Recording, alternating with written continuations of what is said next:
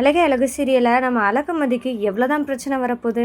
அது மட்டும் இல்லாமல் சுரேஷோட அழகுமதி எப்போ தான் சேர்ந்து வாழ போகிறாங்கன்னு சொல்லிட்டு அவளோட கற்றுக்கிட்டு இருந்தாலும் அழகுமதியை கொஞ்சம் கூட புரிஞ்சுக்கிற கூடாது அப்படின்ற அளவுக்கு இந்த தங்கராஜ் செய்கிற செயலுக்கு அழகுமதி கண்டிப்பாக பதிலடி கொடுத்தே ஆகணும். இந்த தங்கராஜுக்கு எப்போவுமே பெண்களை அடிமைப்படுத்தி தான் வைக்கணும் அப்படின்ற ஒரு மைண்ட் செட்டை எப்படியாவது அழகுமதி மாற்றியே ஆகணும். அதுக்கு அழகுமதி தான் கரெக்டு அப்படின்னு நீங்களாம் நினைக்கிறீங்கன்னா மறக்காம இந்த வீடியோவுக்கு லைக் பண்ணி தெரிவிங்க. ஏன்னா இனி வரப்போகிற எபிசோடில் பொறுத்து பார்த்தாலும் இவங்களோட புத்தியும் மாறாது, இவங்களோட செயலும் மாறாது அப்படின்னு சொல்லிட்டு தன்னோட கோபத்தை இன்னும் காமிக்க போகிறாங்க தங்கராஜுக்கிட்ட.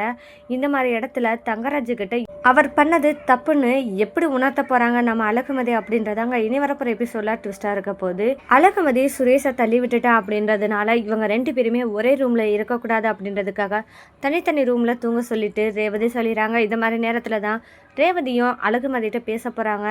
என்னாச்சு அப்படின்னு சொல்லிட்டு ரேவதி கேட்க, அப்போது மதி என்ன சொல்கிறாங்கன்னா, இல்லை உங்கள் தம்பி வந்து என்கிட்ட வேறு மாதிரி பிஹேவ் பண்ணுற மாதிரி வந்தார், அதனால தான் எனக்கு பிடிக்கல அப்படின்னு சொல்லிட்டு அவரை அவாய்ட் பண்ணுறதுக்காக தான் தள்ளிவிட்டேன், ஆனால் அப்படி போய் விழுவாருன்னு நான் நினச்சே பார்க்கல அப்படின்னு சொல்லிட்டு ரேவதி கிட்ட சொல்லவுமே, சரி விடுமா என்ன பண்ணுறது, அவன் எப்போவுமே இப்படித்தாம்மா எடுத்தோம் கௌத்தம் தான் ஏதாவது செய்வானே தவிர்த்து மற்றபடி அவன் மனசில் எதுவுமே கிடையாது, எல்லாமே இவர் பண்ண வேலைனால தான், இவர் சொல்லி தான் இவன் இவ்வளோ தூரத்துக்கு செஞ்சுருக்கான், சரி விடுமா இதெல்லாம் பெருசுப்படுத்தாதா அப்படின்னு சொல்லிட்டு ரேவதி சொல்லவும், சரி அப்படின்னு சொல்லிட்டு அழகுமதி ரெஸ்ட் எடுத்துகிட்டு காலையில் இருந்ததுமே எப்பவும் போல் காலேஜுக்கு கிளம்ப ஆரம்பிக்கிறாங்க.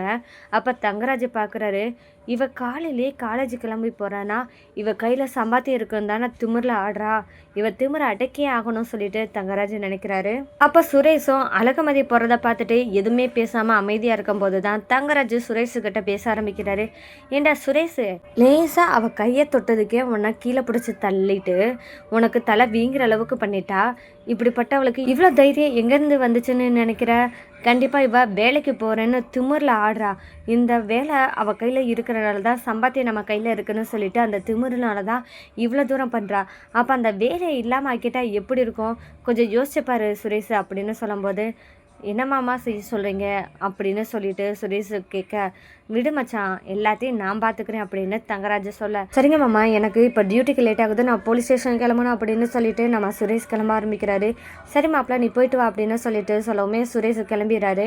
இந்த மாதிரி நேரத்தில் தான் ஒரு கரெக்டான பிளான் போடுறாரு தங்கராஜ். அது என்னன்னா, இந்த பொண்ணை அழகுமதியை திமிரை அடக்கணும்னா கண்டிப்பாக என்ன பண்ணணும்னா அவங்க காலேஜுக்கு நாம் போய் பேசுகிறது தான் கரெக்டு அப்படின்னு சொல்லிட்டு தங்கராஜும் கிளம்பணும் அப்படின்னு போகும்போது ரேவதியும் கேள்வி கேட்குறாங்க, என்னங்க இவ்வளோ சீக்கிரமாக எங்கே கிளம்புறீங்க அப்படின்னு சொல்லி கேட்கும்போது தங்கராஜ், ஓ வேலை தான் அதை மட்டும் பாரு, நான் எங்கே போகிறேன் என்ன பண்ண போகிறேன் அப்படின்றதெல்லாம் டீட்டெயில் கேட்டு நீ என்ன பண்ண போகிற, ஒன்றும் பண்ண போகிறது கிடையாதுல, அப்போ ஓ வேலையை மட்டும் பாரு அப்படின்னு சொல்லும்போது ரேவதியும் என்ன சொல்கிறாங்கன்னா, இல்லைங்க இப்போ மணி 10 தான் ஆகுது, அதுக்குள்ளேயும் கிளம்பி போகணுன்னா என்ன அர்த்தம் அப்படின்னு சொல்லும்போது தான் அப்போ தான் நம்ம தங்கராஜ் முறைச்சி பார்க்குறாரு. ரேவதியும் சரிங்க நான் வேலையை பார்க்க போகிறேன் அப்படின்னு சொல்லிட்டு ரேவதி வேலையை பார்க்க போகிறாங்க. இந்த மாதிரி நேரத்தில் தான் நம்ம தங்கராஜ் நேராக காலேஜுக்கு போகிறாங்க. ஆனால் அங்கே என்னவோ மதி ரொம்பவே ஹாப்பியாக காலேஜில் நல்லபடியாக பேசிகிட்டு இருக்காங்க. அப்போ என்ன பேசிகிட்டு இருக்காங்க, மதி இவ்வளோ தூரம் ஹார்ட் ஒர்க் பண்ணுறா, இவளோட ஹார்ட் ஒர்க்கிங்க்கும் இத்தனை வருஷம் சர்வீஸ் பண்ணதுக்கும் கண்டிப்பாக மதியோட வேலை பர்மனெண்ட் ஆச்சுன்னா கொஞ்சம் நல்லா இருக்குமே அப்படின்னு சொல்லிட்டு அங்கே எல்லாருமே பேசிகிட்டு இருக்கும்போது மதி அந்த இடத்துல ரொம்பவே சந்தோஷமாக என்ன சொல்கிறாங்கன்னா, என்னோட வேலை பர்மனெண்ட் ஆச்சுன்னா என்னோட வேலையில் நான் ரொம்பவே கான்சன்ட்ரேஷனும் பண்ணி இந்த காலேஜை நல்ல நிலைமைக்கு வர அளவுக்கு என்னோட உழைப்பை நான் போடுவேன் அப்படின்னு சொல்லிட்டு நம்ம அழகுமதியும் சொல்லவும் மற்ற எல்லாருமே ரொம்பவே ஹாப்பியாக ஃபீல் பண்ணுறாங்க. இந்த மாதிரி நேரத்தில் தான் கரெக்டாக என்ட்ரி கொடுக்குறாரு தங்கராஜ். ஆனால் அழகுமதிக்கு இது தெரியவே தெரியாது. தங்கராஜும் காலேஜ் பிரின்சிபலாக கண்டிப்பாக பார்த்தே ஆகணும்னு சொல்லிட்டு சொல்லவுமே, சரி வாங்க சார் அப்படின்னு சொல்லிட்டு பிரின்சிபல் கிட்ட கூட்டிகிட்டு போகிறாரு பியூனும். அந்த இடத்துல தான் நம்ம தங்கராஜ் உள்ளே வந்ததுமே வாங்க சார்னு சொல்லிட்டு பிரின்சிபலும் மரியாதை கொடுக்குறாங்க. அப்போ தான் நம்ம தங்கராஜ் ஒரு வார்த்தையை சொல்கிறாரு, இங்கே பாருங்கள் சார், உங்களுக்கு தான் தெரியுமே எங்கள் வீட்டு மருமக தான் இங்கே வேலை பார்க்குறாங்கன்னு.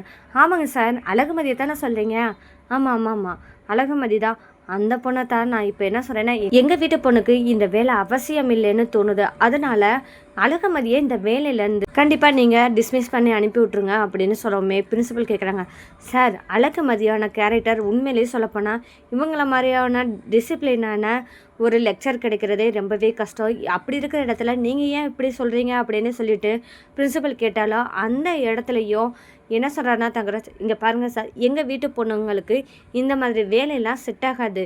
அதனால நீங்கள் அழகுமதி கிட்ட நீங்கள் வேலை பார்த்த வரைக்கும் போதும் அப்படின்னு சொல்லிட்டு வீட்டுக்கு அனுப்பி விடுற வேலையை பாருங்கள் அப்படின்னு சொல்லிட்டு கட்டு லேட்டாக தங்கராஜ் பேசுனதுமே வேறு வழியே இல்லாமல் பிரின்சிபல் வந்து என்ன பண்ணுறாருன்னா அழகுமதியை கூப்பிட்றாங்க. இங்கே என்னடானா அழகுமதியோட ஸ்டாஃப்ஸ் எல்லாருமே அழகுமதியை பெருமையாக பேசிகிட்டு இருக்கும்போது பிரின்சிபல் கூப்பிட்றாங்கன்னு சொல்லிட்டு பியூன் வந்து சொன்னதை கேட்டதுமே அங்கே இருக்கிற ஸ்டாஃப் எல்லாம், அழகுமதி இப்போ தான் பேசிக்கிட்டு இருந்தா உனக்கு வேலை பர்மனெண்ட் ஆக போது போல், போ பிரின்சிபல் கூப்பிட்றாருல, கண்டிப்பாக அதுவாக தான் இருக்கும் அப்படின்னு சொல்லவுமே நம்ம அழகுமதி ரொம்பவே சந்தோஷத்தோட கிளம்பி போகிறாங்க. அங்கே போனதுமே, என்னம்மா அழகுமதி என்ன பண்ணிகிட்டு இருக்கீங்க அப்படின்னு சொல்லிட்டு, உங்களோட ஒர்க்கில் நீங்கள் ஃபுல்ஃபில்லாக இருக்கீங்களா அப்படின்னு கேட்க, ஏன் சார் நான் என்னோடய ஒர்க்கில் நல்லா ஃபுல்ஃபில்லாக தான் இருக்கேன் அப்படின்னு சொல்லிட்டு அழகுமதி சொல்ல, சரிம்மா இப்போ ஒன்றும் பிரச்சனை இல்லை, நீங்கள் இனிமேல் வேலைக்கு வர வேணாம் அப்படின்னு சொல்லிட்டு படாருன்னு சொல்கிறாரு. இதை கேட்டதுமே, என்னாச்சு சார், என்ன நான் எதுவும் தப்பு பண்ணிட்டேனா அப்படின்னு அழகுமதி தயங்கி பேசுகிறாங்க. அப்போ அந்த இடத்துலையும் பிரின்சிபல், இல்லைம்மா இந்த வேலை உங்களுக்கு செட் ஆகாது, அது மட்டும் இல்லாமல் இந்த வேலை உங்களுக்கு வேணும்னு சொல்லி உங்கள் வீட்டில் இருந்து தான்மா வந்து சொல்லிட்டு போகிறாங்க அப்படின்னு சொல்லவுமே, இந்த வேலை எனக்கு கொடுக்கக்கூடாதுன்னு யார் சொன்னால், இந்த வேலை பார்க்கக்கூடாது, இந்த வேலையை விட்டு தூக்கணும்னு சொல்லிட்டு யார் உங்ககிட்ட பேசுனா அப்படின்னு சொல்லிட்டு அழகுமதி கேட்குறாங்க. அப்போ தான் என்ன பண்ணுறாங்கன்னா, இங்கே பாருங்கள் அழகுமதி, உங்களை இந்த வேலையில் வச்சுக்கிறதுனால எனக்கு தான் பின்னாடி பிரச்சனை வருமோன்னு எனக்கு தோணுது. ஏன்னா நான் பகைச்சிக்கிட்டு இருக்கிறது பெரிய இடத்த அப்படின்னு எனக்கு தோணுது அப்படின்னு நான் நினைக்கிறேன். நீங்கள் என்ன பண்ணுறீங்கன்னா, தயவு செஞ்சு இனிமேல் காலேஜுக்கு வர வேணாம் அப்படின்னு சொல்லிட்டு ஒரு டிஸ்மிஸ் லெட்டராக கொடுத்து அனுப்புகிறாங்க. அதுக்கு நம்ம அழகுமதி என்ன பண்ணுறாங்கன்னா, நான் இந்த டிஸ்மிஸ் லெட்டராக வாங்கிக்கிட்டு போவேன்னு நீங்கள் நினைக்காதீங்க, நான் அது நடக்காது அப்படின்னு சொல்லிட்டு, நான் இந்த காலேஜில் தான் ஒர்க் பண்ணுவேன், இந்த தடுக்கிறதுக்கு யாராலையும் முடியாது அப்படின்னு சொல்லிட்டு அழகுமதி சொல்கிறாங்க. எந்த தப்புமே பண்ணாமல் நீங்கள் டிஸ்மிஸ் பண்ணி அனுப்புடா, நான் எப்படி சார் டிஸ்மிஸ் லெட்டரை வாங்கிட்டு போவேன் அப்படின்னு சொல்லிட்டு அழகுமதியை சொல்கிறாங்க.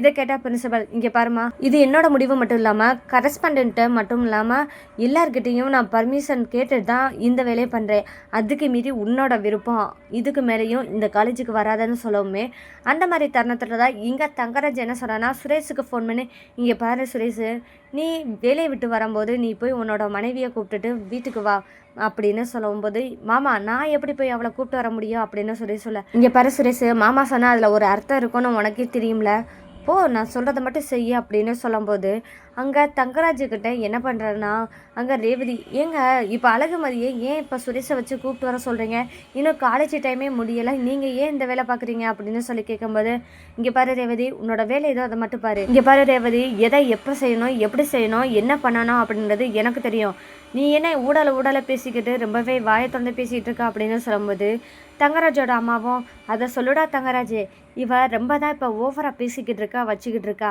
இவளுக்கு ஒரு வழி பண்ணுடா அப்படின்னு சொல்லும்போது, அம்மா கொஞ்சம் பொறுங்க, நானும் பார்த்துக்கிட்டு தான் இருக்கேன், இவளுக்கு ரொம்பவே வாய் கூட தான் செய்யுது, இவளை எப்போ எப்படி அடக்கணும் என்ன பண்ணணும் அப்படின்றத நான் பார்த்துக்கிறேன் அப்படின்னு சொல்லவுமே, சரிப்பா அப்படின்னு சொல்லிட்டு தங்கராஜ் அம்மா சொல்லும்போது தங்கராஜ் கொஞ்சம் வில்லத்தனமாக யோசிச்சுட்டு இருக்காங்க. இங்கே சுரேஷ் என்ன பண்ணுறான்னா, காலேஜுக்கு போகிறாரு. கரெக்டாக நம்ம அழகுமதியும் என்ன பண்ணுறதுன்னு தெரியாமல் முழிச்சுக்கிட்டு இருக்காங்க. அப்போ தான் என்ன பண்ணுறாங்கன்னா, பிரின்சிபல் ரூமை விட்டு வெளியே வந்த அழகுமதி அங்கே ஸ்டாஃப் ரூமுக்கு வராங்க. ஸ்டாஃப் ரூமுக்கு வந்ததுமே, என்னாச்சு அழகுமதி, உனக்கு பர்மனெண்ட் கன்ஃபார்ம் ஆயிடுச்சா அப்படின்னு சொல்லி கேட்க, பர்மனெண்ட் ஆர்டர் கையில் வாங்கிட்டியா அப்படின்னு சொல்லி எல்லாருமே கேட்குறாங்க. அப்போ நம்ம அழகுமதி என்ன சொல்கிறாங்கன்னா, இல்லை எனக்கு பர்மனெண்ட் ஆர்டர் கொடுக்கல, டிஸ்மிஸ் ஆர்டர் தான் கொடுத்துருக்காங்க அப்படின்னு சொல்லும்போது எல்லா ஸ்டாஃப்ஸும், ஏன் அழகுமதி என்னாச்சு, நீ நல்லா தானே பார்ட்டிசிபேட் பண்ணுற, காலேஜில் எல்லார் முன்னாடியும் நல்லா தான் ஹார்ட் ஒர்க் பண்ணுற, இப்படி இருக்கும்போது உனக்கு எப்படி டிஸ்மிஸ் ஆர்டர் கொடுக்க போச்சு அப்படின்னு சொல்லிட்டு ஸ்டாஃப்ஸ் எல்லாருமே கேட்குறாங்க. தெரியலை, நான் இந்த டிஸ்மிஸ் லெட்டரை நான் வாங்க முடியாது, என் மேலும் எந்த தப்பும் இல்லாமல் நீங்கள் எப்படி டிஸ்மிஸ் லெட்டர் கொடுப்பீங்கன்னு சொல்லிட்டு நான் ஃபைட் பண்ணிட்டு தான் வந்திருக்கேன் அப்படின்னு அழகுமதியும் சொல்ல ஆரம்பிக்கிறாங்க. அப்போது அழகுமதியோட மற்ற ஸ்டாஃப்ஸ் எல்லாம் என்ன நினைக்கிறாங்கன்னா, அழகுமதிக்கு இப்படி ஒரு காரணமே இல்லாமல் டிஸ்மிஸ் கொடுத்த இந்த பிரின்சிபலுக்கு கரெக்டான ஒரு பாடம் கற்றுக் கொடுத்தே ஆகணும் அப்படின்னு சொல்லிட்டு மற்ற ஸ்டாஃப்ஸ் எல்லாம் என்ன சொல்கிறாங்கன்னா, இங்கே பாரு அழகுமதி, உனக்கே இந்த மாதிரி நிலமைனா இதே மாதிரி எங்களுக்கு வராதுன்னு என்ன நிச்சயம், கண்டிப்பாக இதை சும்மாவே விடக்கூடாது அப்படின்றதுக்காக அழகுமதிட்ட சொல்கிறாங்க.